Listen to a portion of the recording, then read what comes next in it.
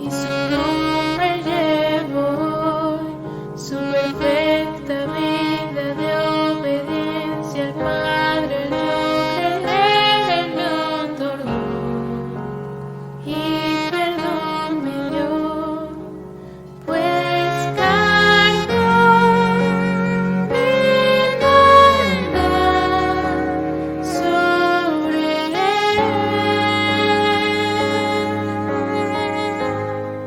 su rectitud guardó en fe mía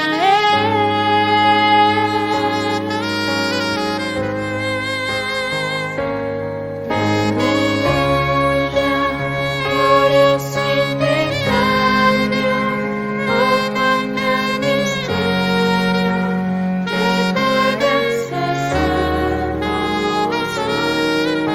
Aleluya, gloria sea a Cristo, por su sacrificio,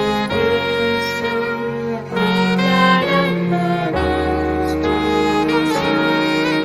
Aleluya, glorioso intercambio, oh cuán gran misterio, que por gracia salvos soy. Aleluya, gloria sea a Cristo, por su sacrificio, declarándonos tu gozo en Él.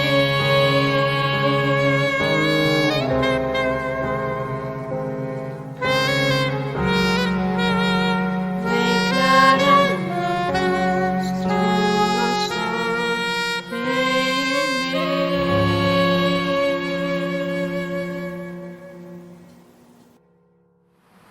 Estamos en la cuarta palabra, en el centro de las 7 palabras. La cuarta palabra, la palabra del desamparo. Y ahí está el Señor Jesucristo en medio de las tinieblas. Esta cuarta palabra, queridos hermanos, es el centro de las 7 palabras, como dije hace un momento, y en ella el Calvario alcanza su clímax cristológico. El registro de la misma se encuentra en los evangelios de Mateo, pero también en el evangelio de Marco. La hora de su pronunciamiento se marca en el reloj.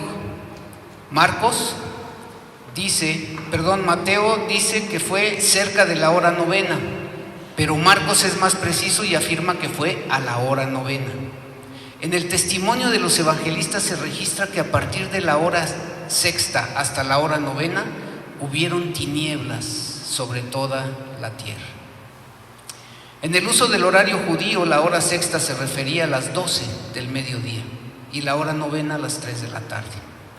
Así que al momento de expresar Jesús esta cuarta palabra, ya llevaba 6 horas crucificado en el Calvario, 6 horas de agudo dolor, 6 horas de humano sufrimiento, 6 horas en donde el verdadero Dios estaba como verdadero hombre. De las 7 palabras, esta es la que está más rodeada de misterios divinos, y su profundidad definitivamente es difícil de alcanzar.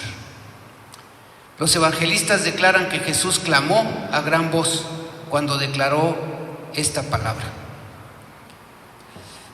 ¿Me le pasas a la siguiente, por favor? Dice Mateo 27:46, cerca de la hora 9, Jesús clamó a gran voz diciendo: Elí, Elí, lama sabactani. Esto es: Dios mío, ¿por qué me has desamparado? La siguiente. Marco lo dice de la siguiente forma. Dice: a la hora 9, Jesús clamó a gran voz diciendo: Eloí, Eloí, lama sabactani, que traducido es: Dios mío, ¿por qué me has desamparado? A la sombra de las tinieblas que rodeaban el Calvario, aquel clamor se hizo imponente. Ustedes se imaginan en ese momento en el cual no sabemos qué tan oscuro estaba, pero estaba muy oscuro. Y en ese momento dice la palabra de Dios que el Señor clamó. Así que para nosotros es glorioso pensar que aunque todo sea tinieblas, la voz del Señor siempre se puede escuchar. Así que en el momento que tú estés pasando por una situación complicada y que sientas que están estas tinieblas sobre ti, siempre vas a poder escuchar la voz del Señor. Esta cuarta palabra la pronuncia en arameo, la lengua que se practicaba en aquella época. Todo niño hablaba arameo, pero aparte también podían dominar el hebreo, el griego y algunos de ellos hasta el latín. Por tanto, el arameo era la lengua materna del Señor Jesucristo. Y al estudiar el contexto de esta cuarta palabra descubrimos algo más. Lo dicho por el Señor fue malinterpretado por algunos de los que lo oyeron. Dice Mateo lo siguiente, ponle la siguiente por favor. Dice Mateo 27, 47 al 49, dice: algunos de los que estaban allí decían al oírlo: a Elías llama este. Y al instante, corriendo uno de ellos, tomó una esponja y empapada en vinagre y poniéndola en una caña le dio a beber. Pero los otros decían: deja, veamos si viene Elías a librarle. Es irónico que durante todo su ministerio Jesús fue muchas veces malinterpretado, especialmente por los fariseos, que eran considerados como sus enemigos. Y aún en su sufrimiento un grupo oye lo que no dijo el Señor Jesucristo. Ellos pensaban que estaba clamando a Elías. Y todavía hoy, queridos hermanos, la raza humana continúa malinterpretando los dichos y la palabra del Señor. ¿Cuántos de nosotros entendemos lo que no debemos de entender? ¿Cuántos de nosotros oímos lo que no debemos oír? Ahora vamos a profundizar un poco en lo que dice el Señor Jesucristo. Las primeras palabras, como usted puede ver ahí, son: Dios mío, Dios mío. En todo su conjunto, esta cuarta palabra es un cumplimiento profético textual del Salmo 22. Hace un momento lo dije, los que llegaron al principio, ahí está el Salmo 22, un grito de angustia y un canto de alabanza. Y vea lo que dice este Salmo 22, en donde se convierte en palabras proféticas de lo que iba a suceder con el Señor Jesucristo. Dice: Dios mío, ¿por qué me has desamparado? Esta parte importante en donde tú y yo a veces nos sentimos de esta forma. Dice: ¿por qué estás tan lejos de mi salvación y de las palabras de mi clamor? ¿No le pasa que a veces cuando está pasando por una tribulación, por una situación difícil, o alguno de sus familiares está pasando por una situación difícil, nos sentimos así como se estaba sintiendo el rey David en ese momento y el Señor Jesucristo en esa cruz del Calvario? Dice su palabra: Dios mío, clamo de día y no respondes, y de noche y no hay para mi reposo. Muchas veces tú y yo nos sentimos de esta forma. Yo te recomiendo que leas todo el Salmo, solamente yo voy a poner algunos pasajes, no todos. Dice esta otra parte del Salmo, solamente escogí algunos pasajes para que tú lo pudieras ver. Dice: porque perros me han rodeado. Quiero decirles que la palabra perros no se refiere literalmente a los perros que están en la calle. Esta palabra perro se refiere a los romanos, así les decían. Dice: porque perros me han rodeado, me han cercado cuadrilla de malignos. Y vea lo que dice esta profecía impresionante. Dice: horadaron mis manos y mis pies. Contar puedo todos mis huesos. Entre tanto, ellos me miran y me observan. Repartieron entre sí mis vestidos y sobre mi ropa echaron suertes. Mas tú, Jehová, no te apresures, fortaleza mía. Dice: mas tú, Jehová, no te alejes, fortaleza mía, apresúrate a socorrerme, libra de la espada mi alma, del poder del perro mi vida. Esta profecía, si usted la lee ahí en el Salmo 22 completa, se va a dar cuenta de todo lo que sucedió ahí en el Calvario. Pero el Señor Jesús introduce su clamor con estas palabras: Dios mío, Dios mío. Es Jesús como hombre quien ora en su humana y deplorable condición para poder depender de su Padre Celestial como su Dios. La humanidad del Hijo de Dios fue real y no fue una apariencia, fue verdadera. Y el Señor Jesucristo queridos hermanos, no estaba fingiendo. Él fue verdadero Dios, pero también fue verdadero hombre. Y la revelación bíblica es clara en describir al Jesús humano, a ese hombre que estaba en ese momento sufriendo. Y el profeta Isaías también describió el sufrimiento del Señor Jesucristo. Dice Isaías 53:3: despreciado y desechado entre los hombres, varón de dolores, experimentado en quebrantos, y como que escondimos de él el rostro, fue menospreciado y no lo estimamos. Despreciado. Esa manera en la cual el Señor Jesucristo se sentía, abandonado.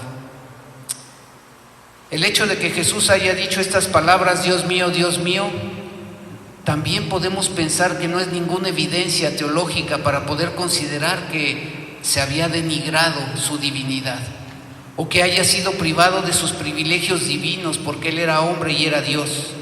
Pero el contexto de su propia vida, sus palabras, sus señales, sus milagros, son pruebas irrefutables de su deidad y también de su procedencia divina. Él demostró ser el Hijo de Dios y no un hijo de Dios. Él fue Dios manifestado en carne, como describió Pablo a Timoteo en la primera carta a Timoteo, capítulo 3, versículo 16, que dice lo siguiente.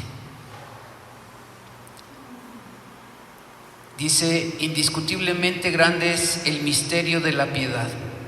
Dios fue, ahí dice, manifestado en carne, justificado en espíritu, visto de los ángeles, predicado a los gentiles, creído en el mundo y recibido arriba en gloria.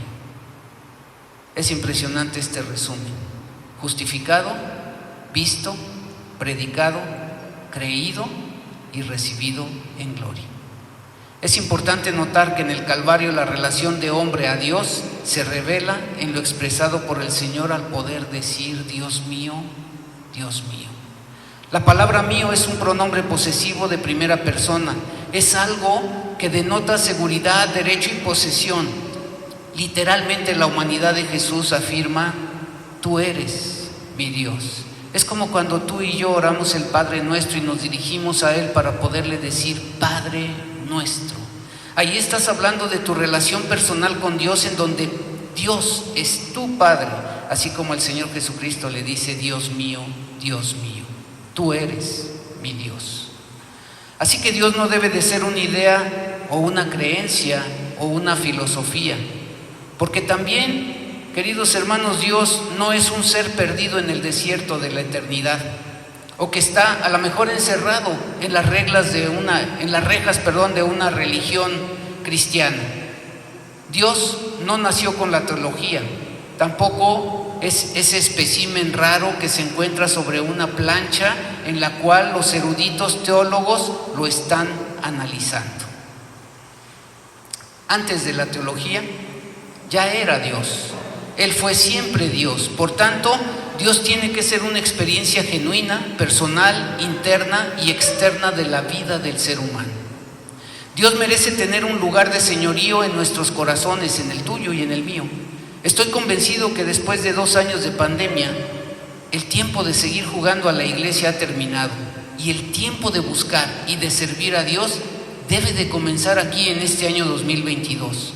Hoy, queridos hermanos, tendremos esta feria de ministerios y tú podrás manifestar tu deseo de poder servir con lo que tú sabes y con lo que tú tienes. Si queremos, queridos hermanos, que este año 2022 sea el mejor año de nuestras vidas, debemos creerlos, porque así será. Y si tú no lo crees, entonces simplemente son palabras. Jesús es nuestro máximo ejemplo de sabiduría y santidad, pues después de reconocer su identidad con el Padre, afirma que Él es su Dios. Y viene después una pregunta. El Señor Jesús hace una pregunta: ¿por qué? ¿Por qué? Así que en nuestra lengua castellana el porqué de pregunta son 2 palabras, como puede usted ver ahí, pero el porqué de respuesta es una sola palabra. Así que la palabra aramea lama es ese porqué. ¿Se acuerdan que le dijo lama sabactani? Lama es ese porqué. Nuestro Señor Jesús buscó una respuesta ante el Dios Padre para lo que Él consideraba su desamparo. ¿Por qué?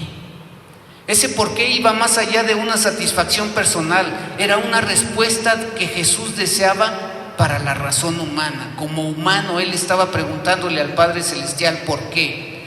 Cuando las tragedias humanas llegan como ladrón a nuestras vidas, ese por qué vuelve a hacer eco en las paredes de nuestra propia existencia. Cualquier hijo de Dios que es llevado a la antesala de la muerte siempre se va a preguntar: Señor, ¿por qué me sucede esto a mí? ¿Por qué, Señor, tengo esta enfermedad? ¿Por qué tengo que ser yo el que está enfermo? ¿Por qué tú permites, oh Dios, que mi carne sufra? ¿Por qué tengo que morir pronto? ¿Por qué ese ser tan querido tuvo que morir de COVID en medio de una pandemia? Y siempre, queridos hermanos, estamos preguntándonos, aún en medio de todos los problemas que estamos pasando, a veces nos preguntamos: ¿por qué estoy viviendo en este abismo financiero? ¿Por qué recibo tanta oposición? ¿Por qué soy malinterpretado en mis acciones? ¿Por qué mi familia es un obstáculo para mi ministerio? Pero la cosa que tenemos que pensar nosotros no es por qué o por qué yo, porque siempre estamos diciendo por qué yo, por qué a mí, por qué a mi familia. Más bien deberíamos de preguntarnos: ¿por qué no yo? ¿Por qué no yo voy a ser probado si el mismo Señor Jesucristo fue probado en la cruz del Calvario? Te quiero decir, querido hermano, que en el reloj de Dios nunca sabremos cuándo va a sonar la alarma para nuestras vidas. Todos, absolutamente todos, estamos expuestos. Por más que yo tratara de explicarle a una hormiga muchas cosas, esta jamás me va a poder entender, porque es hormiga y yo soy hombre. Es como cuando tu hijo te pide permiso para salir y tú se lo niegas y tratas de explicarle algo que no va a entender. ¿Por qué? Simplemente porque no es padre. Lo que nos hace a nosotros entender realmente las cosas que nosotros decidimos es por la experiencia que vamos acumulando a lo largo de los años. Al igual, por más que Dios tratara de explicarnos todas las cosas, jamás las vamos a poder entender, porque Él es Dios y nosotros somos hombres, somos seres humanos. En cuanto a ese porqué del Señor, algunos predicadores han sugerido que la respuesta a ese porqué la da la misma palabra de Dios. Mira lo que dice el pasaje de la segunda carta a los Corintios, capítulo 5, versículo 21. Ahí está la respuesta. Fíjate bien. Dice: al que no conoció pecado, por nosotros se hizo pecado para que nosotros fuésemos hechos justicia de Dios. Así que, si la pregunta del Señor es ¿por qué?, pues tal vez si Dios le tuviera que responder, pues le diría: porque tú fuiste hecho pecado. Después el apóstol Pablo también hace una respuesta en Gálatas. Y dice Gálatas 3:13, ahí en esa parte: Cristo nos redimió de la maldición de la ley, hecho por nosotros maldición, porque está escrito: maldito todo el que es colgado en un madero.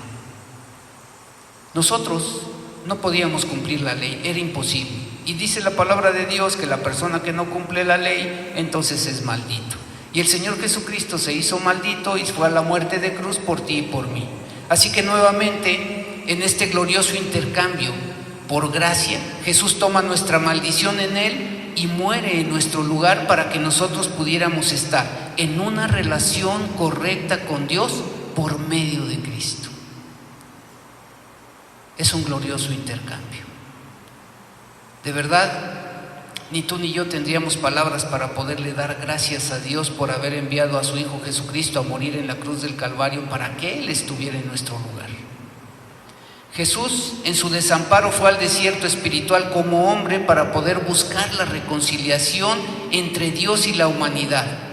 Y aquí, precisamente en esta cuarta palabra se cumple. Y la consecuencia de lo que el Señor Jesucristo hizo está precisamente manifestada aquí, en Romanos 5:1. Jesús en su desamparo fue al desierto espiritual como hombre.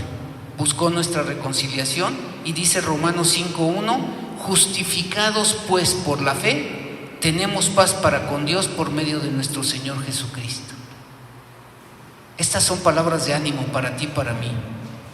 ¿Cómo te sientes el día de hoy? ¿Tienes paz en tu corazón?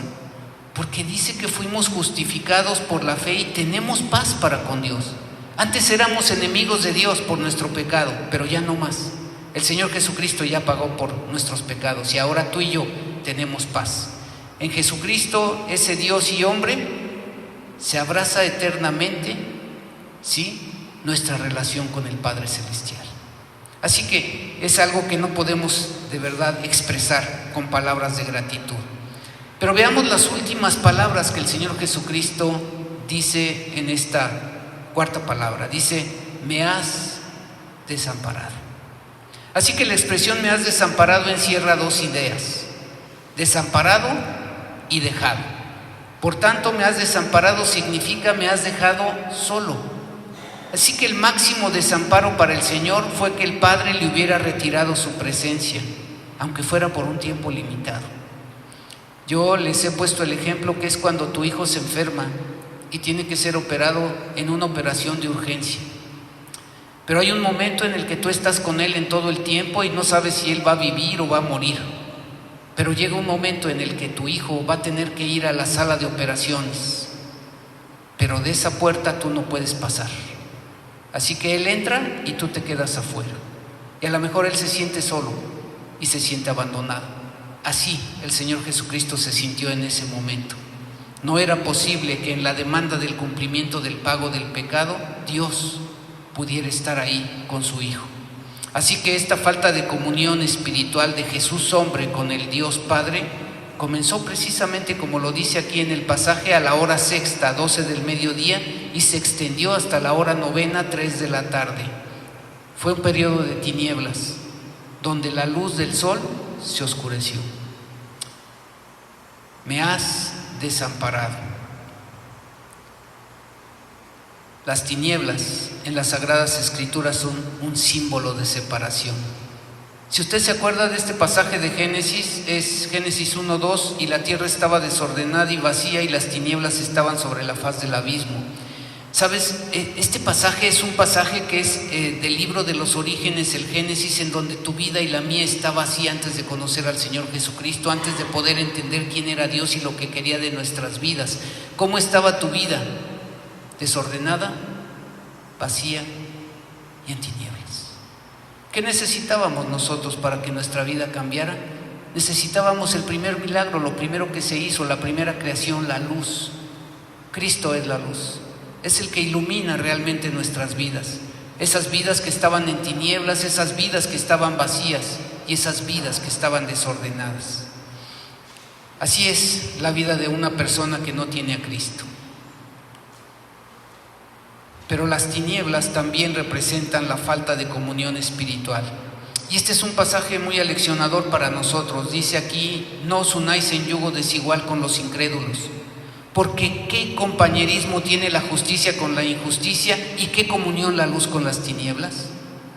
Muchas veces las personas se engañan a sí mismas pensando que cuando se involucran en una relación con un incrédulo, todo va a cambiar y que ellos van a poder cambiar a la persona inconversa y la van a hacer cristiana y van a poder pasar una vida de felicidad juntos. Pero te quiero decir, hay veces que por la misericordia de Dios pudiera suceder eso. Pero la Biblia aquí da un mandato. Aquí no dice, oye, si quieres, si puedes, si estás aburrido, o a lo mejor si tú lo logras. No, aquí dice, no os unáis en yugo desigual con los incrédulos. Ese es el punto. Tú no vas a poder entender lo que la palabra de Dios dice hasta que la obedezcas. Porque si no la obedeces, entonces tú mismo vas a sufrir las consecuencias. Y aquí lo dice, ¿por qué? Porque qué comunión la luz con las tinieblas. Nosotros vivimos en la luz de nuestro Señor Jesucristo. Los incrédulos siguen todavía viviendo en tinieblas. Así que muchas veces las personas, como les digo, se engañan y piensan que pueden cambiar a la persona. Pero te quiero decir que nadie podemos cambiar a nadie. El único que puede cambiar a las personas es Dios. Dice aquí en esta parte, Jesús en el Calvario no se hizo pecado, pero sí se hizo, no se hizo pecador, pero sí se hizo pecado por nosotros. Y son dos cosas muy diferentes que tú y yo tenemos que entender.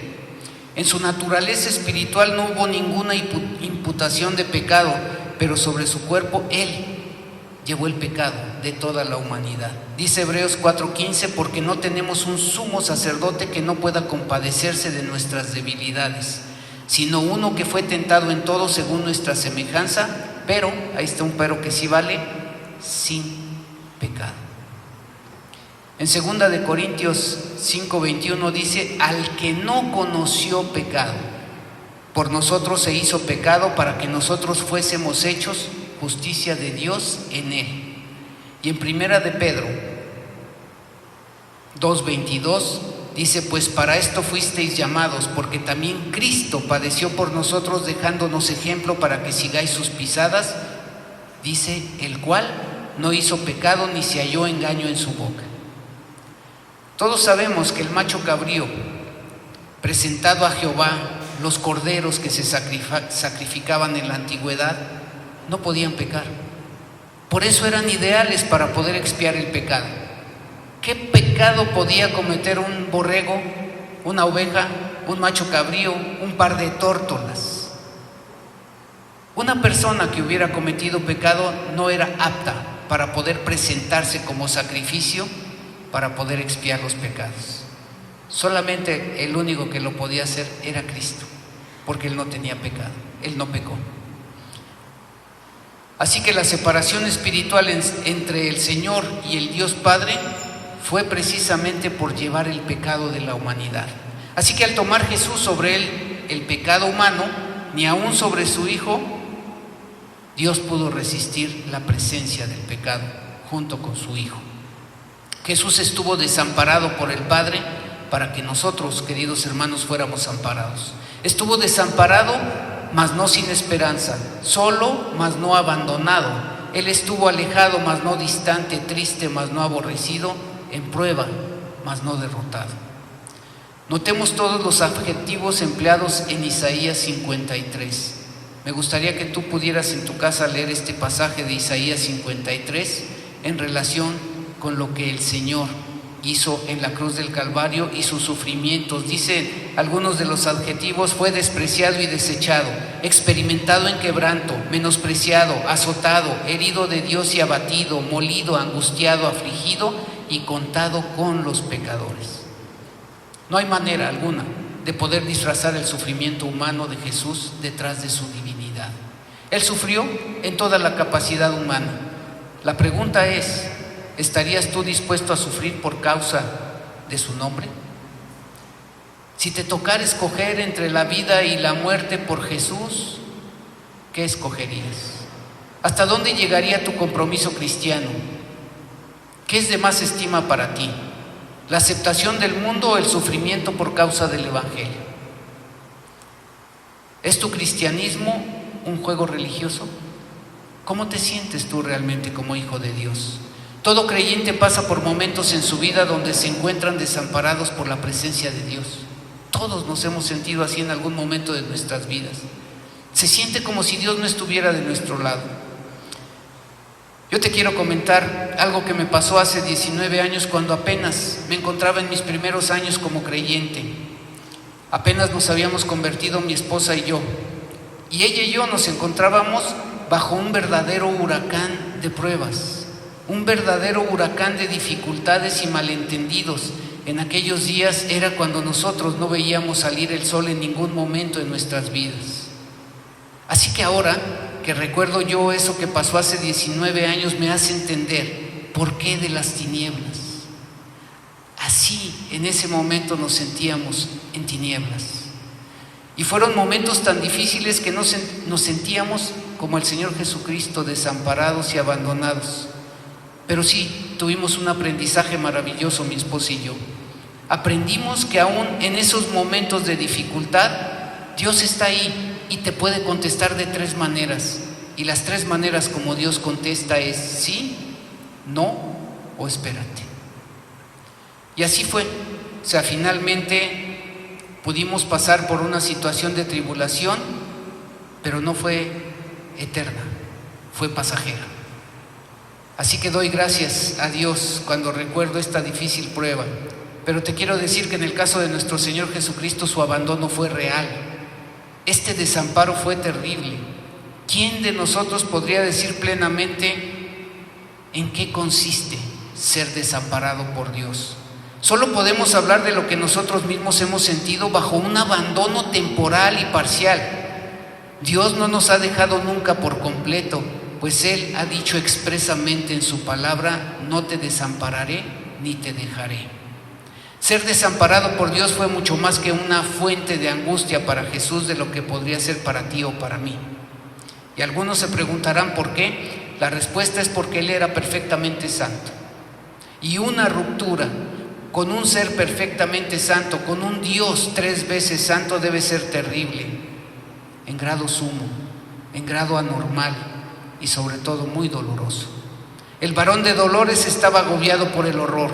En ese momento el alma del hombre Cristo entró en un contacto cercano con la justicia de Dios. Como hombre pudo percibir la justicia de Dios porque estaba pagando por el pecado, y la paga del pecado es muerte. Y como él era hombre, estaba sintiendo realmente la ira de Dios manifestada en su cuerpo. El único mediador entre Dios y el hombre Cristo Jesús, contempló y experimentó la santidad de Dios en su justicia contra el pecado del hombre, cuya naturaleza humana él mismo había asumido, porque él se encarnó como hombre. Yo creo que en el momento del cumplimiento de haber sido hecho pecado por nosotros, lo condujo precisamente a clamar a gran voz: Dios mío, ¿por qué me has desamparado? Seguramente nuestro Señor consideró ese porqué para que nosotros también pudiéramos voltear nuestra vista hacia Él y pudiéramos en un momento de nuestras vidas también clamar de la misma forma: Dios mío, ¿por qué me has desamparado? Pero la respuesta a ese porqué es porque Él tomó nuestro lugar. Pues si Dios le hubiera podido responder en ese momento, le hubiera dicho: porque acuérdate que cargué en ti el pecado de la humanidad. Acuérdate que te elegí a ti para que tomaras el lugar de los seres humanos. Y ahora podemos aprender de Él que su obediencia fue perfecta. Jamás rehusó ir a la cruz del Calvario. Él sí le dijo al Padre: si es posible, pase de mí esta copa, pero no se haga mi voluntad, sino la tuya. Así que Él vino al mundo para obedecer al Padre y cumplió con esa obediencia a lo sumo. Él no rehusó realmente el poder obedecer al Padre Celestial. Así que el espíritu de obediencia no podía ir más lejos para quien sintiera ese desamparo de Dios. Todavía el Señor Jesucristo se aferraba realmente a su vida cuando dijo: ¿por qué me has desamparado? Declarando precisamente a una multitud que pasaba y se burlaba de Él. Pero su confianza en Dios realmente no había mermado. El sufrimiento de nuestro Señor Jesucristo fue necesario. Él debía sufrir de esa manera particular, debía sentirse desamparado por Dios, porque esa era la consecuencia del pecado que tú y yo cometimos. Que un hombre sea desamparado por Dios es el castigo inevitable que merece al haber quebrantado su relación con Dios. Así que, amados hermanos, si Dios te ha dejado, si Dios te ha abandonado, no cierres tu Biblia. Al contrario, ábrela más y más, como el Señor que conocía perfectamente la palabra, y encuentra un texto que se adecue a la situación que tú estás viviendo en este momento. La Biblia, queridos hermanos, tiene la respuesta a cualquier pregunta que tú pudieras hacer. Así que aborrezcamos el pecado que llevó a tal agonía a nuestro amado Señor Jesucristo. Y demos gracias con una mirada de admiración por el don inmerecido que Jesús nos ha dado con su sufrimiento en la cruz del Calvario. Vamos a orar. Inclina tu rostro un momento. Bendito Padre Celestial, Señor, te alabamos y te glorificamos. Te damos gracias, Padre, por tu amor, por tu bondad, por tu misericordia, por lo que tú has hecho, Señor, en la vida de cada uno de los que hoy estamos aquí. Te damos gracias por tu palabra, Señor, porque hoy podemos entender, Señor, lo que tú quieres de nuestras vidas. Y hoy también, Señor, podemos venir a este lugar con corazones agradecidos para poder darte gracias por la obra del Señor Jesucristo, esa obra expiatoria en la cruz del Calvario. Y tal vez, Padre bendito, alguna de las personas que hoy están aquí se encuentran pasando por una situación difícil, tal vez preguntándose: ¿por qué yo? ¿Por qué me está pasando estas cosas? ¿Por qué me ha sucedido esto en mi vida? Yo te pido, Señor, que tú les respondas, que tú les des una razón que ellos puedan entender, para que podamos saber, Señor, que en el mundo tendremos aflicción, pero que también podemos entender que el Señor Jesucristo venció esa aflicción cuando Él resucitó precisamente de la muerte para darnos una esperanza de vida y de vida eterna. Así que oro por cada persona que esté pasando por una situación de enfermedad, por una situación financiera, por una situación de relaciones interpersonales, Padre, para que seas tú quien le dé el consuelo que necesitan en ese momento. Gracias te damos, Padre, por tu amor y por tu misericordia. Oramos a ti en el bendito nombre de nuestro Señor y Salvador, Cristo Jesús. Amén y amén.